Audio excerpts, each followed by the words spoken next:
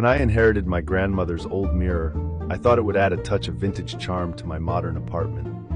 Its ornate frame was beautiful, albeit a bit out of place among my minimalist decor. But from the moment I hung it on my bedroom wall, something felt off. The reflection was too vivid, too alive. One evening, as I sat on my bed scrolling through my phone, I glanced up and caught something that made my blood run cold. The reflection blinked, even when I didn't. I shook my head, convinced it was a trick of the light or my tired eyes playing games.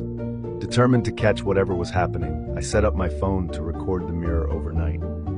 Lying in the dark, I stared at the ceiling, trying to ignore the irrational fear creeping up my spine. The next morning, I nervously reviewed the footage.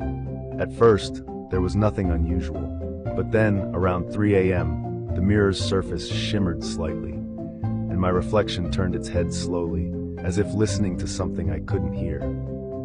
My heart pounded in my chest as I watched myself in the reflection, moving independently from my sleeping body. I knew I had to confront whatever was lurking in the mirror. That night, I sat directly in front of it, whispering a plea for peace. The air grew still, the temperature dropped, and I felt an overwhelming presence in the room. My reflection began to move again, this time mouthing words I couldn't hear. I leaned closer, trying to decipher the silent message, when suddenly the reflection's hand pressed against the glass from the inside, leaving a faint misty print.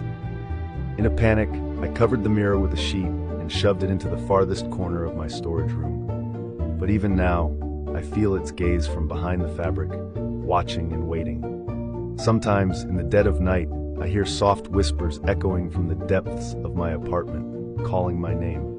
I've come to understand that the mirror wasn't just a family heirloom. It was a gateway, a portal to something beyond comprehension. And whatever is on the other side is still trying to reach me.